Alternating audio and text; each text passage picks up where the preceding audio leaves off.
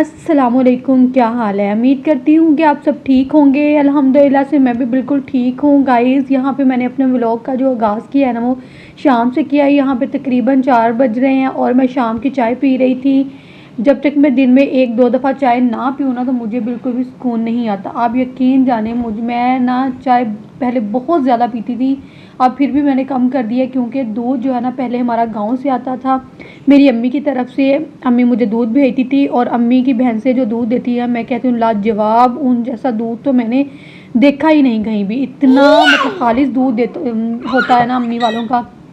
अब मेरी अम्मी की जो बहन से है ना, वो दूध देना छोड़ गई हैं, तो फिर अब उनकी मजबूरी है, वो दूध वहाँ से नहीं आता। अब दूध हम यहीं से लेते हैं, कभी शॉप से ले लिया, और कभी यहाँ साथ ही नेबर में हमारे एक दूध वाला आता है, तो 1-2 दफ़ा उससे भी हमने कहा है कि हमें दूध दे के जाओ। लेकिन उसके दूध में इतनी स्मेल आती है, मेरे ख्याल में वो दूध ना सारी भैंसों का, गाय का और बकरियों का इकट्ठा डाल लेते हैं, इस वजह से बहुत ही स्मेल आती है। फिर बस ऐसे जैसे तैसे गुजारा हो रहा है। अब जो है ना, मेरी चाय कुछ कम हो गई है। पहले मैं दिन में 4-5 दफ़ा पी लेती थी, अब जस्ट मैं दिन में 3 दफ़ा पीती हूँ, इससे ऊपर चाय नहीं पीती। अच्छा गाइस, मैं चाय पी लूँ, जब तक हम बाद में मिलते हैं। अस्सलामुअलैकुम, क्या हाल है। अल्हम्दुलिल्लाह से मैं ठीक हूँ। उम्मीद करती हूँ कि आप भी ठीक ठाक होंगे। एक माँ की ज़िम्मेदारियाँ डबल से ट्रिपल होने वाली हैं, क्योंकि बच्चों के स्कूल जो हैं छुट्टियों के बाद दोबारा खुल गए हैं। अल्हम्दुलिल्लाह से आज बच्चों का सेकंड डे है स्कूल में।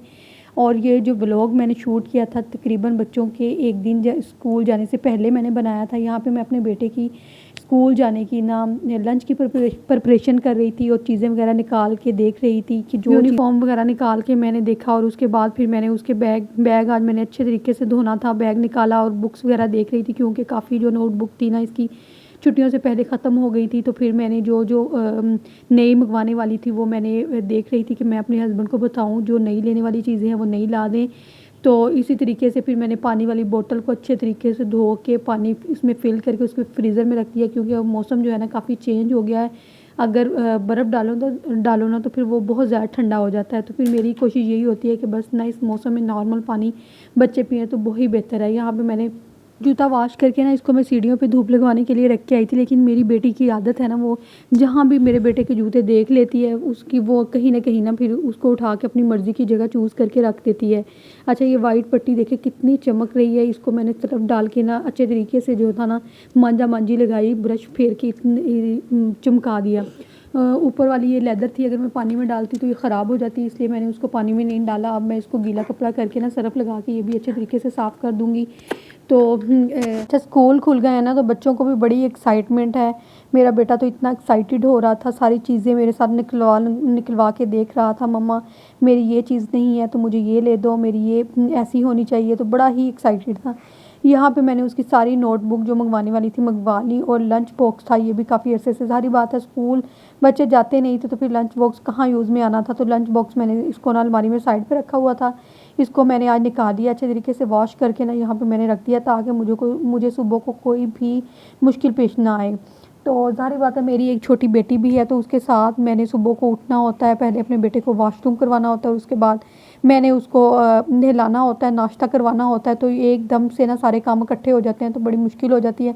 अगर मेरी बेटी उठ जाए दरमियान में, तो फिर ज़ाहिर बात है, छोटे बच्चे तो टाइम मांगते हैं, तो इससे ना मेरा टाइम जो है ना काफ़ी वेस्ट लग जाता है। वेस्ट तो नहीं, टाइम लग जाता है। यहाँ पे मैंने इसकी शर्ट पैंट तो मैंने कल मशीन लगाई थी, पैंट उसी में डाल के धो दी थी, और मैंने सोचा था कि शायद शर्ट मैंने धो के रखी हुई है, बट ना एक दफ़ा पूल पे गए थे तो मेरे बेटे ने शर्ट पहनी थी, तो एक ही दफ़ा पहनी थी, तो मुझे याद ही नहीं था, ऐसे ही उसको अलमारी में ना हैंग किया हुआ था, वो थोड़ी थोड़ी गंदी लग रही थी, मैंने उसको उठा के ना धो दिया, और बैग को भी अच्छे तरीके से धो दिया।